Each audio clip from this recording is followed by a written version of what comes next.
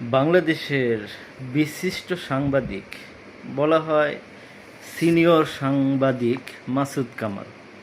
তার ভাবসাবটা এমন যে একটা দেশ টিভির একটি টক শোতে তিনি বলতেছিলেন যে ফখরুল ইসলামকে আমি মেধাবী মনে করতাম, কিন্তু যুক্তরাষ্ট্রে প্রফেসর ডক্টর মোহাম্মদ ইউনূসের সাথে যাওয়াটা উনি পছন্দ করেনি। উনি কেন যাবেন রে ভাই?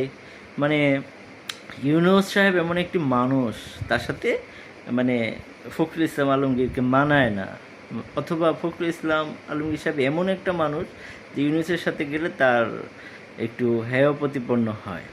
এই ধরনের মন মানসিকতা তো আপনার থাকবেই, কারণ আপনি তো জনগণ বুঝেন না। যারা দেশকে ভালোবাসে, দেশের মানুষকে ভালোবাসে, দেশের স্বার্থে, এখানে উঁচু নিচু বলে কিছু নেই। স্থানে তারা দুজনেই বিখ্যাত।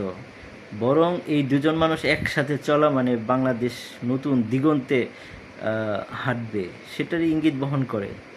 যুক্তরাষ্ট্রে আক্তার হোসেনের গায়ে ডিম নিক্ষেপ করেছে।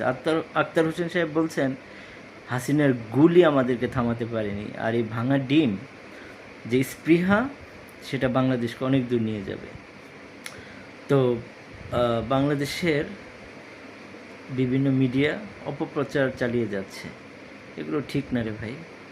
আওয়ামী লীগ নিষিদ্ধ হবে, এদেশের মাটি থেকে উচ্ছেদ হয়েছে, তাদের রাজনীতি আর কোনো দিনই বাংলাদেশের মাটিতে ফেরত আসবে না, এটাই স্বাভাবিক।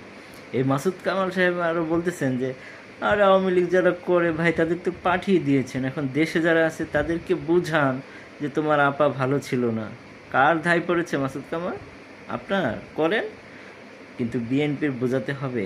তারা কি আপনার কাছ থেকে বুদ্ধি ধার করে চলবে মাসুদ কামাল সাহেব, যে আমরা শেখ হাসিনাকে সাপোর্ট করব না এখন বিএনপির ছায়াতলে যাব?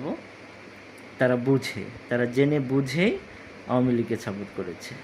সুতরাং আপনার এই দ্বিচারিতা, আপনাকে কে সাংবাদিক বলে? আপনার সাংবাদিকতা তো আমি কিছু বুঝি না। আপনার কলাম কিসের কলাম লেখেন আপনি? ফ্যাসিবাদীর কলাম? ফ্যাসিবাদীদেরকে পুনর্বাসন করার কলাম? এদের বিচার হওয়া উচিত, এরা মুখোশধারী।